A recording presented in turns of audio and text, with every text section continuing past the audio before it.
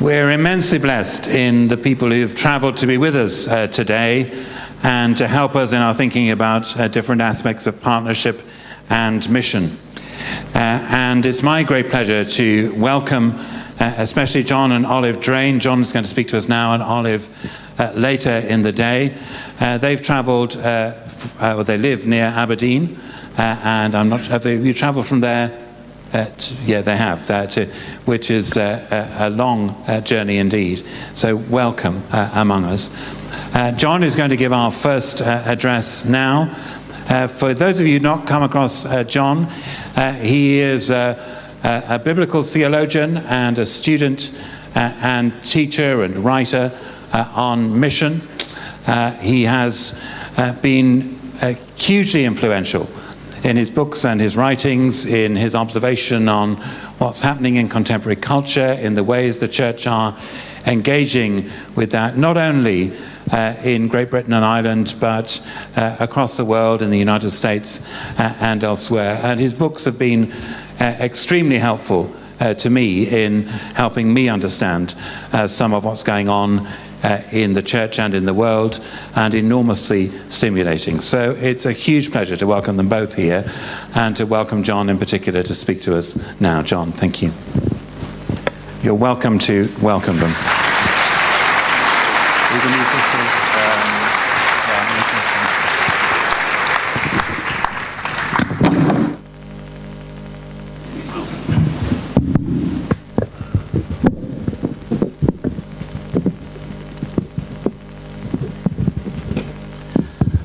Okay, thank you, Stephen.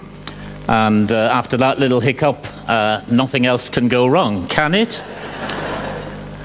I was sitting there thinking, how did I end up being here in Sheffield on a Saturday morning talking about mission, partnership and the Bible? What do I actually know about that topic? And my mind went back to a time. Some of you here will possibly remember the late 1980s and the early 1990s, when the government of the UK decided that it would be a good idea to regenerate old industrial land and to do it through the medium of garden festivals. Does anybody remember the day of garden festivals? Obviously, I'm the oldest person here then, aren't I? Well, I shall never forget this particular garden festival in Glasgow, because at the time I was in two places.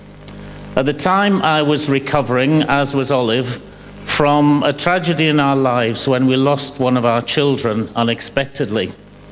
Olive's story is how she got out of that dark hole is told in her book Clowns, Storytellers and Disciples. My story is rather different, because I was lifted out of a dark place by God in a church committee. So those of you who feel you're trapped in church committees, it doesn't necessarily have to be a negative experience. This was a church committee. It was an ecumenical committee. It was the mission committee of all the Scottish churches together, and I became the chairperson of it. And as part of that, I discovered that I'd inherited a committee whose history and origins went way back beyond my lifetime, in fact, and back to the time when Billy Graham had visited Scotland. And the remnants of this committee didn't know how to shut themselves down after he'd been, and he only visited once. They didn't know how to close themselves down, and so they drifted on like many church committees, not knowing what to do next, spending hours to write minutes and more agendas. And I inherited this committee, which was full of the great and good of the Scottish churches, because every denomination had sent official representatives to it. And I remember thinking to myself, my remit is either to close this committee down with decency and in order, or else to find a new agenda for us. And just at that time, in the late 1980s, over the horizon came the possibility, the certainty indeed, that there would be a garden festival to regenerate old industrial shipyard land in the city centre of Glasgow. And I remember going to a meeting that was called by the people who were going to do this. They invited the captains of industry, the leaders of commerce, and representatives of the church, and I was it. And we listened as they told us, if you have a product to promote in Scotland in this year, we would like you to do it at the Garden Festival in Glasgow. And so I went back to my committee and I said, here is a remarkable missional opportunity. What are we going to do about it? And they said, sounds like a great idea, John. Why don't you do something about it? You've been in those committees as well, obviously. So I remember a dark, dreich, miserable, grey winter's day, driving to Glasgow with Olive to meet the chief executive of what was to be the Garden Festival. We knew where he was because this was in the days before smoking was banned in public places. And we could identify his office, a porter cabin, by the volumes of smoke coming out of it. He was a chain smoker. And we were ushered in to meet him at the appointed hour. And the first thing he said was, you need to understand that I'm not a Christian. But since I know there are quite a few Christians in Scotland, I'm going to have to be nice to you. Now, we went with this in mind. Wouldn't it be good if in some little corner of this 120-acre site, we could have a corner where we could have a service on some Sunday, probably, because that's what we knew how to do. And so we went and we had this tentative conversation, and he said, well, Easter's already spoken for, so that's out. And in his mind, that was the only Christian day that he knew anything about. So he said, we can't possibly let you do that at Easter. Is there another day that means something for people like you? And so, completely spontaneously, as I recall, one of us, or both of us, said, well, how about Pentecost? And he looked aghast and he thought, that's not Pentecostals, is it? Because we don't want to go there, probably. What is that about? And I remember sitting in this smoke-filled office, sharing with him the story from the book of Acts of the first Pentecost. And as we finished sharing that story, this is what he said. He said, wow, I've never heard that story before. But if it's as exciting as you guys are saying, you don't just need a small corner to have a service for an hour. He said, how about if I give you the whole 120-acre site for a whole day on Pentecost Sunday? He said, there would be just one condition. He said, I need to provide 140 program hours in places like restaurants and bars and outdoors and entertainment. He said, if you can get your people to do that, he said, I'd even pay you for it because I have a budget for every day. And we sat there in this smoke-filled office. By now we'd extended the invitation. We were there longer than he anticipated us being there. And we said, oh yes, yes, of course we can. Of course there are talented, creative Christians in all the Scottish churches. We can do your 140 program hours, no bother at all. And then we're driving back home through the rain and the grey day and looking at each other when I should have been looking at the road and saying, what have we done? Well, fast forward 6, 8 months or whatever, and the day came. We did indeed deliver our 140 program hours. Some amazingly creative and talented people who would otherwise be unrecognized and unnoticed in their churches came out of the woodwork. We did indeed have church choirs in some places. We had groups of school children in other places. We had someone who called himself a comic evangelist, a bit like sort of Billy Connolly with spiritual attitude, and all sorts of other things.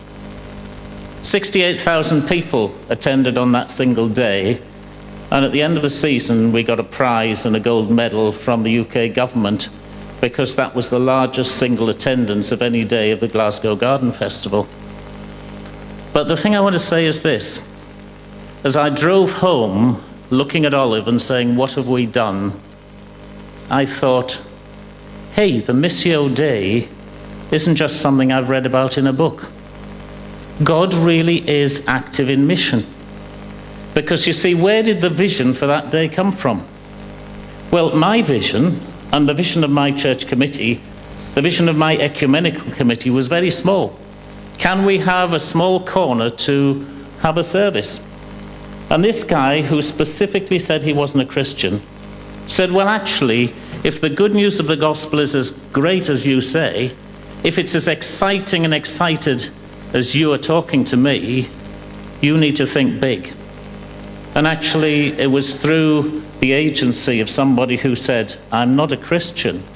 It was that partnership that actually led to those people being there on that day, to that opportunity to share the good news of Jesus Christ in a different environment.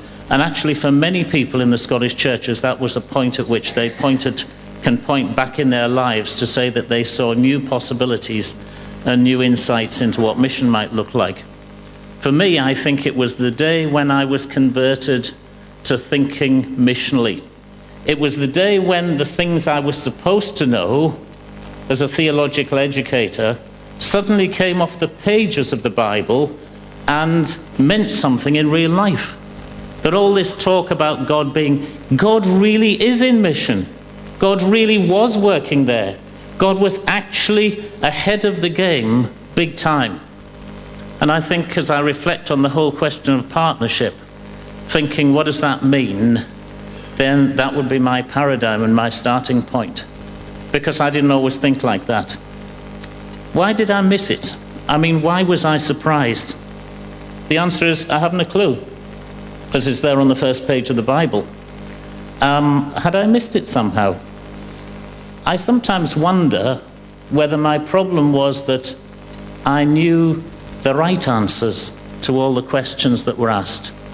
And actually I missed what God was doing because I knew the right answers, whereas God knew the right questions and the new opportunities and possibilities that were opening before us. So where to start thinking about this? Well, Genesis chapter 1, I've already mentioned it. The story you know in great familiarity. The story of how God creates and God's creation is celebrated through the various aspects of the world around us. And there's a sort of poetic pattern there, isn't there? That it begins with a statement that out of formlessness and chaos, God brings order. And then for the next few days, God says something like, let there be, or God made, or God did. And all of them end with God saw it was good. But then significantly comes the point where humans are introduced into the picture. And have you noticed when you've read that passage that there's a significant shift in terminology? Because God doesn't just make or do. God does indeed say it's good. But in one of those shifts that's significant precisely because it's intended to be significant, God says, let us make humankind, Genesis 1:26. A sentence that's intended to tell us at least as much about God as it does about human nature. Telling us that in some deeply foundational way, relationship is the one thing that defines the very core of who and what God is. And this is not just relationship in some sort of abstract, propositional, disconnected kind of way, but it's relationship with a practical intentionality and definable outcomes. And so humankind emerges in the poem as the penultimate of God's creating activities. I say the penultimate one because actually the final one in there is God just loving what's being created. Is God taking pleasure in the outcome and God resting. And sometimes we forget that in ministry is supposed to be fun. It's supposed to have an element of recreation, an element of building up, an element of nurture, an element of excitement at what is coming to birth in our midst. Now, there are many things in this passage that are complex and puzzling, as I'm sure you know. There's that wonderful combination of simplicity and paradox that, to be honest, characterizes and ought to characterize everything that we think we know about God. In recent years, as I'm sure you're aware, much theological ink has been spilled asking that question, who is God talking about? Who is God talking to when the word is, let us make humankind? Who are the us? And how many of them were there anyway? Is it the singular figure of Sophia, identified in much wisdom literature as being alongside God as a master craftsperson, or and that in some way balances the symmetry between male and female of the human race with similar imagery of what's going on in the person of God? Or was it more complex than that? Is it somehow a kind of foreshadowing, a foretaste, a signpost towards what later became the understanding of the Trinity? Well, I'm not going to explore either of those today, though I could have plenty to say about them. What I'm going to say is that two facts, as we reflect on that story, the very first page of the Bible, and therefore I would like to think it's quite important, because most books put the important stuff on the first page. Two things stand out as unchallenged. One is that God is very mysterious, and the second is that God is relational. Those two facts impinge on who we are meant to be as Christians, because of course by its insistence that we as human beings are made in God's image, this passage is also saying that to be fully human we need to be relational. And I don't know about you, but I think we can also be very mysterious at times. But let's stick with the relational aspect for now, because we're meant to be relational not just in a disconnected, abstract kind of way, but actually to be intentionally relational. So Adam and Eve, they're given the job, partner with God in the garden, so as to cherish and preserve the rest of creation, and partner with each other in order to do so. Now you could say that partnership, collaboration, mutuality, therefore, these are all at the very heart of what it means to be truly human as God intended us to be. Moreover, when we think about partnership in a theological or a Christian or a biblical context, partnership operates in multiple directions, between God and people, between people and the wider environment, between people and other people, and specifically, notice in this passage, women and men working together as equals, because we're all made in the image of God, mirroring and depending on the most fundamental partnership of all, which is that internal partnership and collaboration within the person of God that is both transparent and mysterious all at one and the same time.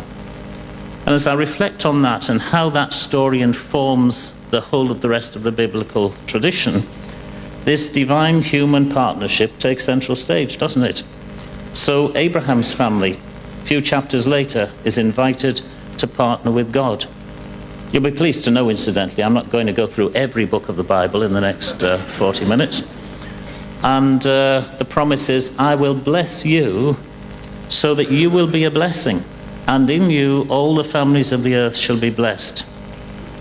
Now we know that that aspiration was easier said than done, as one generation after another struggles to fulfill God's divine mandate. Now in that cultural context of the ancient world, individualism, in the sense that we know it today, was really not known at all. But what was very strongly evident was the kind of tribal exclusivism that actually we still struggle with very much today in our world. And as we read the biblical story, it's clear that the divine-human partnership was never really lost, but the most challenging and problematic thing was the missional understanding that lay behind partnership. Because it's possible for us to explore partnership with all sorts of other people and organizations and institutions, and the partnership itself becomes the center of our focus. Whereas God is always inviting us to look outwards, to look forwards. The kingdom of God in Jesus' teaching invites us not to imagine, not to rake over the ashes of the past, not even to stay content with the present, but continually to be asking, what might God's future look like? What might we be instrumental in bringing to birth under the guidance of God's Holy Spirit? And the prophets continually highlight the ambiguity and contradictions and the difficulties of people grasping this. This spirituality so easily becomes introverted, tribalistic, a way of excluding others rather than including them. And so we find some leading Old Testament figures struggle with this. Jonah is sent to Nineveh. He doesn't want to go because they're nasty people. They've done lots of bad things to his people in the past. So why should he be bothered in any kind of missional partnership with people like that? Or Ezra, who in a similar period of history was seriously bothered by the possibility of his people losing their identity. What if we partner with these alien people, in his case a different ethnicity? Will we somehow dilute who we are as the people of God? These are all questions that will float around in today's world as we engage in missional partnerships, not just with one another, but with the broader culture. And whether we like it or not, through the centuries, God's people have struggled to embrace the wide expansiveness of God's loving concern, whether it's in relation to the empire-building days of Christendom, or more prosaically in our churches today, where we find it hard to embrace people whose style of worship is different than ours, or their methodology of social engagement, or indeed their theological conviction, or quite often they don't dress like us. So how can we possibly accept and be partners with them? And if the idea of partnering with Christians who are not like us can be challenging enough, then it often becomes much more problematic when we move into territory occupied by others. Not long after that event in the Glasgow Garden Festival, Olive and I had a visitor. Came to Scotland from Geneva in Switzerland, where he was Evangelism Secretary of the World Council of Churches. This was Raymond Fung, whose book, The Isaiah Vision, is one of the inspirations behind the whole concept of missional partnerships in the wider culture. And I remember talking with Raymond as we walked around one of the Scottish lochs about the possibilities of applying this vision from Isaiah 65 as a model for mission partnerships in the 21st century. That was 20 years ago. Tells you something about how slowly sometimes we move in order to catch up with the movements of our culture. But I think Raymond's book, The Isaiah Vision, and you're going to be encouraged to read it if you've not read it already, is one of the very few books on mission that I know that invites us to ask, what does a true missional partnership look like, especially when we operate through the spectacles of the Missio Dei? This understanding that this is God's world, therefore God is at work in the world, therefore there can be no no-go areas for God, therefore we can expect to find God at work wherever we look, to form partnerships with people who share gospel values, people who want the world to become a better place, and with whom we can journey. Not long after that episode in the Glasgow Garden Festival, Olive and I found ourselves working with Raymond for quite a few years, and as we travelled around the world with schools of evangelism with the World Council of Churches. And Raymond's vision came out of his deep engagement with the culture of his own native Hong Kong, as he engaged in industrial mission there in the 1980s and 90s, and discovered that there were indeed people of peace, such as Jesus talks about in Luke chapter 10, who were up for engaging in the conversation and with whom it was possible to have a missional engagement. The subtitle of Raymond's book is An Ecumenical Strategy for Congregational Evangelism, which highlight two features as I reflect on the whole question of missional partnerships. First of all, he's using the word ecumenical in its original meaning. Everything in the whole world. Not just we'll be nice to other Christians, but actually asking that question, what is God doing? And recognizing mission is about getting alongside what God is already doing. And then, surprisingly, you might think, the word evangelism features in the title, because that's what we're talking about. How are people to be invited to follow Jesus in faithful discipleship in the context of our 21st century culture? And this is why Raymond can be so confident in insisting that effective missional partnerships can be forged not just with people like us, not just between parishes, but actually with anyone of goodwill, the people of peace that Jesus mentions in the Gospels. I know some people who have hesitations about this, and they say to me, well, actually, you can't really put light in the same context as darkness. How can we actually partner with people who are different than us? Well, actually, when you read the Bible carefully, you'll discover that people are no different than us. Maybe one of our challenges is that we've created this image that we're different, which often comes across as we're better. That's what people mean, I think, when they say, as they sometimes do, but you Christians are a bunch of hypocrites. When I've unpacked that with people who are not Christians and people who say it, I discover that they don't usually mean we're bad people. Actually, they usually say, well, actually, the church has done lots of good things. Actually, there are loads of charitable works that wouldn't exist without Christians being involved in them.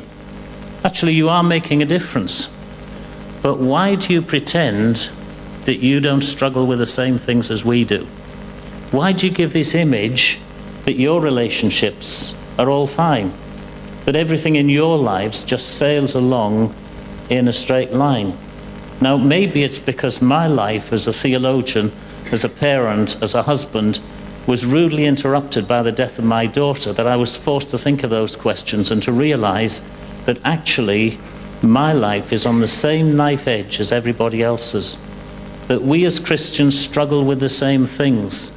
That my relationships could go down the tubes overnight, just the same as many other people's. And when we recognize our common humanity, rooted in the scripture that we're all made in the image of God, women and men together, and I might add different ethnicities and backgrounds and cultures and so on, that's when effective missional partnerships can begin to be formed. And so we find that in Raymond Fung's case, for example, and I'm emphasizing Raymond because I know you're going to be encouraged to read his book as part of this process in the diocese. Raymond tells some wonderful stories in that book. He tells of how, and remember this is in a communist-dominated context we're talking about. This is a very un-Christian context, of how he was able to identify people of peace espousing Christian kingdom values, even when they didn't know that's what they were very often. And he tells many stories of how they got to the end of a meeting or stuck in a meeting and nobody knew where to go next. And Raymond would say, well, actually, when as Christians we get into this kind of fix, we would pray about it, just like that. And more often than not, in completely un-Christian contexts, and I've seen this happen myself, they said, well, would you like to pray for us? Would you like to pray with us? Because actually we've done everything else and we don't know what to do next. So actually, Raymond found, and we have found over the years, that there's a deep sense of search for Christian spirituality and an embrace of what it actually means to be Christian. And sometimes one of our challenges and our problems, I think, in forging effective missional partnerships with the wider culture is that we play down the reality of our Christian spirituality. That actually we do pray, or we should pray, when things get tough. The reality that a vast majority of the population, they do pray when things get tough. And very large numbers of them pray when things are not tough as well. And there's something here that we need to begin to reflect on and to explore. Of course, before we dismiss entirely the questions raised by Old Testament characters like Jonah or Ezra, I need to admit that the same questions might well arise today, because their questions were real and genuine.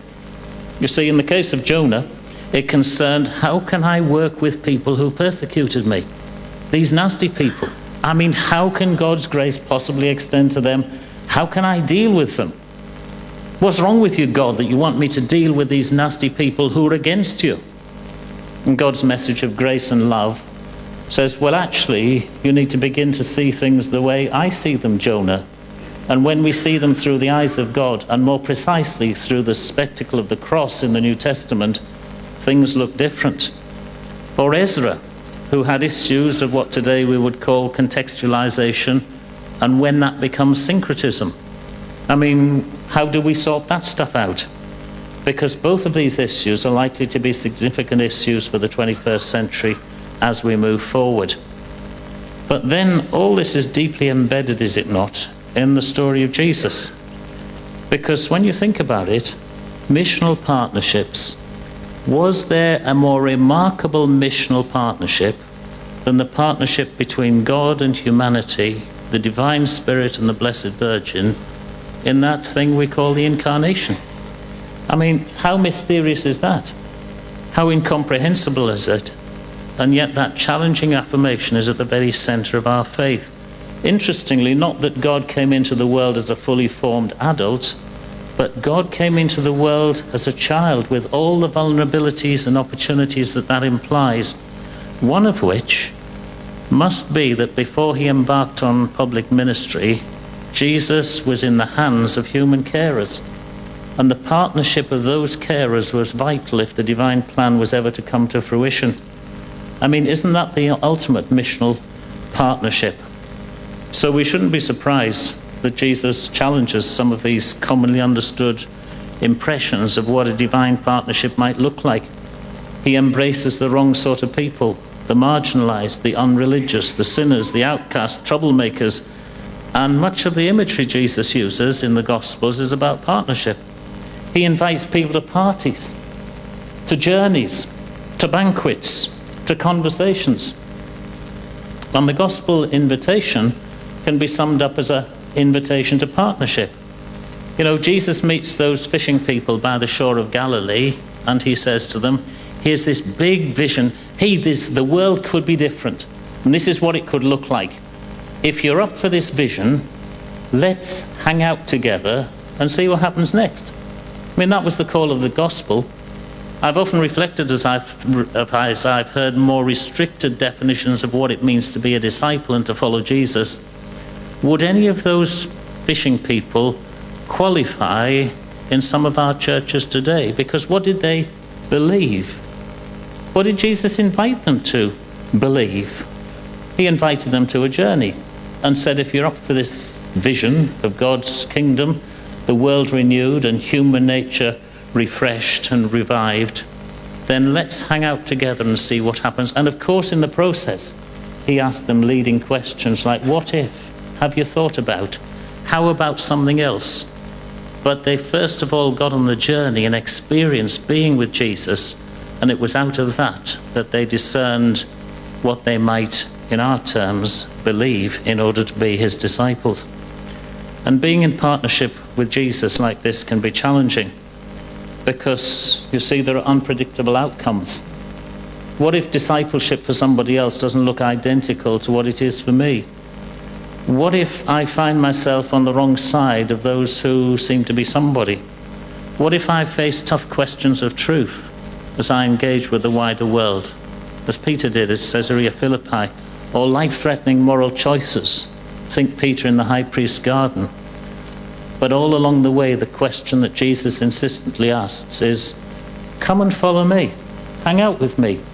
Let's see where God is going to take us on this unknown adventure. And this is not something we can do alone. It's not even something a small group can do. And so the disciples are sent off to multiply, whether it's 12 of them, 70 of them, or later the 3,000 on the day of Pentecost. Some people will say to me, yeah, but what about the early church? I mean, what about that St. Paul? I mean, isn't he bucking the trend of what you're on about? I mean, surely he was the individualist par excellence, that single-minded entrepreneur who went out and did his own thing, and in the process didn't care what anybody else did very much, because he was always right. And we know a few of them, don't we? Well, actually, as I reflect on St. Paul, sure, he was an entrepreneur. Sure, he was a visionary. And yet, from start to finish of his story, he goes out of his way to emphasize partnership in mission.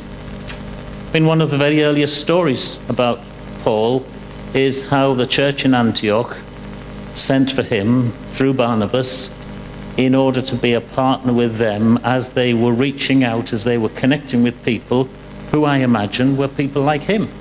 who took them out of their comfort zone as Hellenistic people.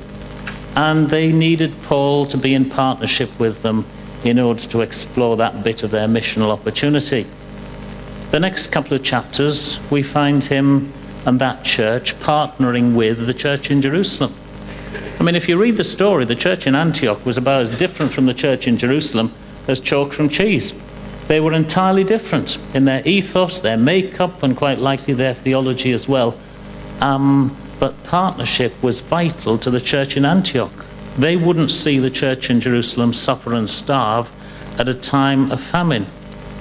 And then later on, partnership with churches that were quite different is central to St. Paul. I mean, the end of his life, why does he make that journey back to Jerusalem? Because he knows that the Jerusalem church could do with help. They need effective missional partnerships, and he makes a collection in that case from the churches in Asia Minor and goes back to Jerusalem with it. And in between, there are partnerships with many personal friends, as well as addressing some big issues. So Galatians chapter 3 and verse 28, which is one of the core texts, I think, for Paul's concept of partnership. There is neither Jew nor Greek, slave nor free, male nor female. Not just we're all one in Christ Jesus, but we're all partners in Christ Jesus. And though all three of those have been argued about exhaustively, and one of them at least is still being argued about in some bits of the church today, as I look at that, I think, well, the one that Paul could make most practical headway on in his context, breaking down the barriers between Jews and Gentiles, he did a huge amount to do that. It would have been more difficult for him to dismantle the whole structure of slavery in the first century, because that was the equivalent of the employment laws, if you like, in 21st century Britain. He did a huge amount, I think, to break down the question of unequal partnerships between women and men, because he knew also something that we're just beginning to learn, that we can do more when we work with others than when we try and do it all by ourselves in our small corners. When you think of it, he had a missional strategy as well. His strategy, if you trace the journeys that he made, what were the places that he visited? Well, the places he visited were all provincial capitals. He went to key strategic places of communication, and he anticipated that God would be there ahead of him. So he absolutely took it for granted that groups of disciples would be brought to birth in these places. He knew that was what was going to happen as he was in mission, but he also knew that these would be the people who would take the message into more remote places. And he trusted them, and he was in partnership with them. We have the Epistle of Colossians in the New Testament. Paul never visited Colossae. The church in Colossae was founded by one of his converts in Ephesus, who immediately became a partner with Paul in the apostolic mission.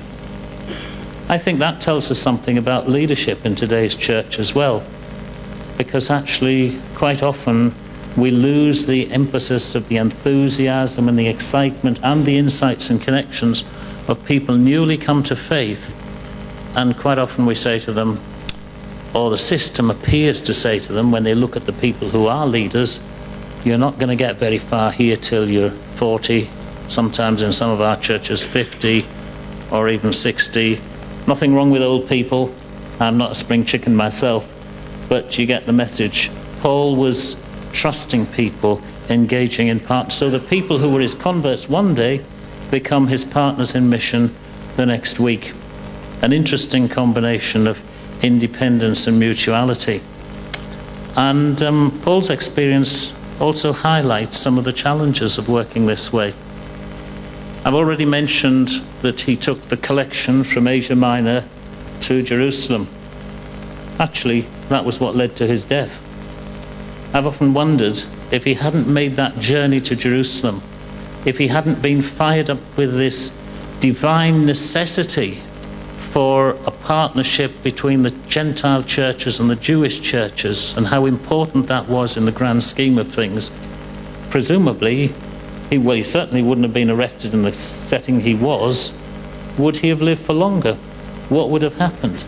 Would he have been an even greater missionary than we think he is today? Well, of course, hopefully our partnerships won't end like that.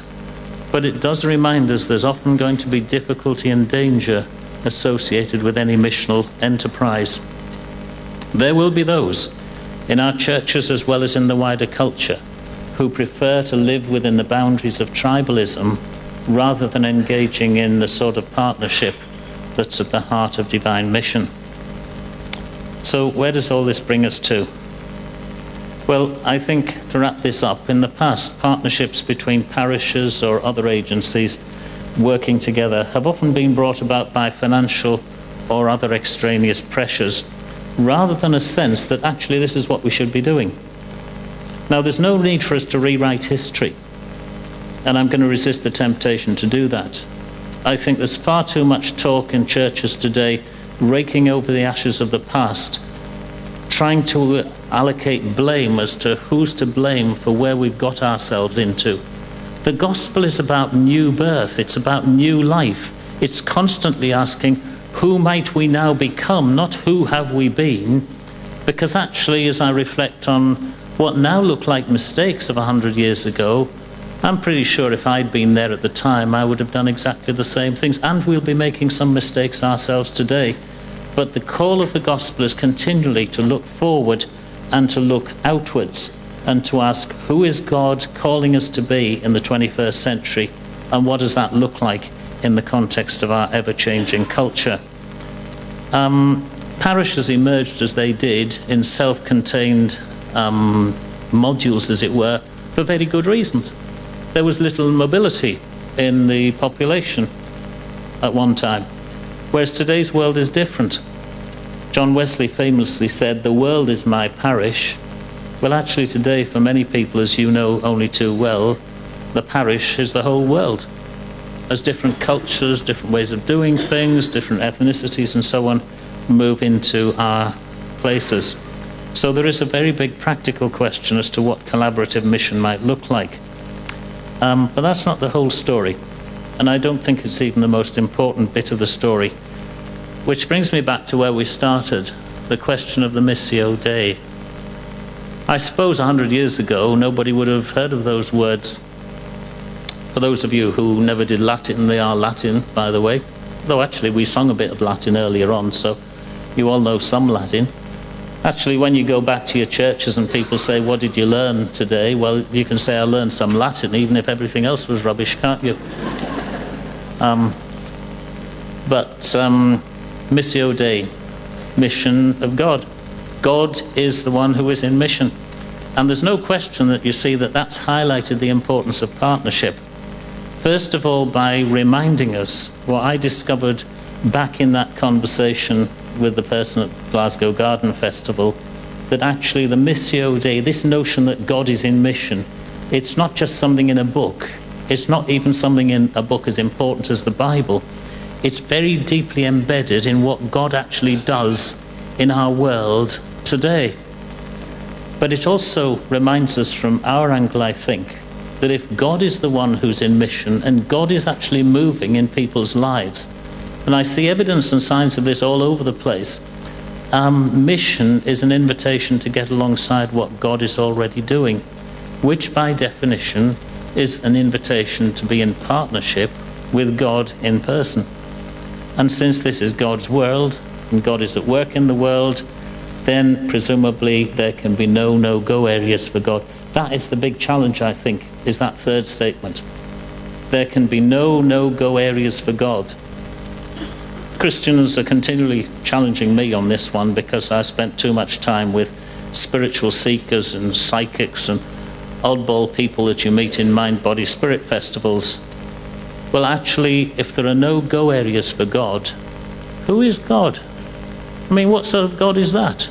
Who is excluded from various bits of our experience as human beings in today's world?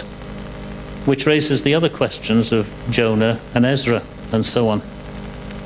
One of my favorite mission statements comes from a group who were one of the earliest, I was going to say one of the earliest fresh expressions, but they came into existence before fresh expressions was thought of in that sense, Sanctus I in Manchester. And the days when they were worshipping in Manchester Cathedral, they described their mission like this. They said, "We believe that God is already in the world and working in the world. We wish to affirm and enjoy the parts of our culture that give a voice to one of the many voices of God and challenge any areas that deafen the call of God and hence constrain human freedom." And as I reflect on that, affirm and enjoy the parts of our culture that give a voice to one of the many voices of God, challenge those areas that deafen the call of God. Isn't that what we're called to in missional partnerships today? That's the mission that we're called to affirm those whose values reflect what my friend Ian Fraser calls God's way of doing things, which is his definition of the terminology of the kingdom, and to challenge other ways of being. That's what's at the heart of Raymond Fung's vision, which is the Isaiah vision based on Isaiah chapter 65. And today it's not just Christians who are coming to realize the importance of partnerships. I mean, as we speak, the US government is in a mess, I think, is the kindest thing I can say. That's what lots of my American friends are saying. Why has it got into this state? Well, actually, because they don't know how to partner with each other. And the whole mess that it's created is so obvious. Our politicians, because of our structure of our system, are more forced to partner with each other because it wouldn't be possible for them to close the government down in the way that happens in the US. But partnership is at the heart of what it means to be human and to live effectively the good life in the 21st century. Now, when you think about it, and this has already been referred to actually in the prayer statements that Bishop Stephen led us in earlier on, St. Paul's image of the body, in which everyone has a part to play, and in different circumstances their roles might be very different. It means that some things in terms of missional partnerships will be done better locally. It means some will be done better through wider collaboration, some by individuals in specialized environments, others operating in groups. But giving and receiving is always going to be central, because giving and receiving in partnership is fundamental to what it means to be human. It not only creates community, but it helps to sustain these relationships in a healthy way. And I think that's one of the other challenges we face as we move forward in missional partnerships, is that being prepared to receive something is at least as important as being ready to give something. And some of our more successful churches might need to learn to receive the gifts that others who look more struggling, shall I say, might actually have discovered some things that the rest of us need to know about, because all of us are of value as we put our skills and talents on the table. I want to end here with 3 quotations which sum up what I feel about all this. First of all, the inspirational one. Daniel Pink was Bill Clinton's speechwriter, still is Bill Clinton's speechwriter. And in his book, A Whole New Mind, he writes this: "What we need now are creators and empathizers, pattern recognizers and meaning makers, artists, storytellers, caregivers, consolers, big picture thinkers."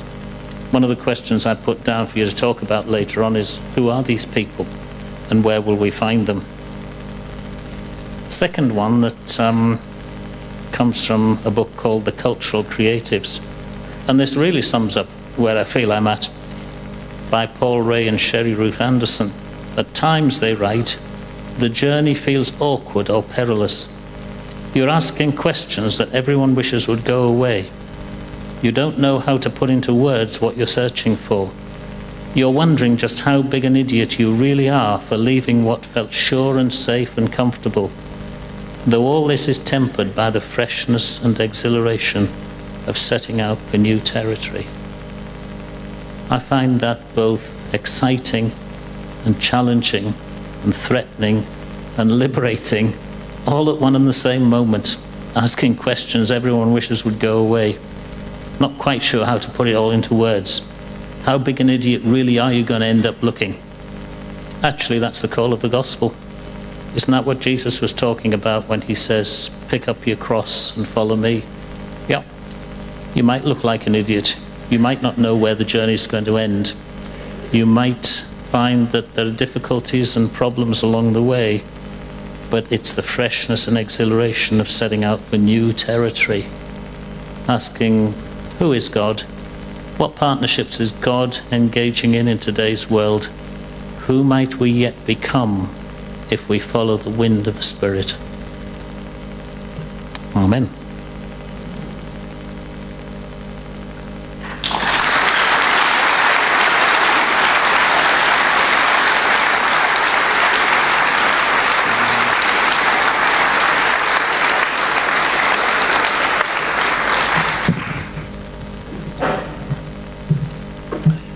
John, thank you very much for such a stimulating and helpful beginning to the day. The whole sweep of the scripture you gave us, the insight into the mission of God, the call to partnership, and the windows into our contemporary culture. And I'm sure we'll be processing that as we go through the day in our dialogue together, informally over coffee, and in some of the other sessions during the day. And there'll be a chance to think about the questions that John has asked us later, and also to ask back and to reflect questions later as well.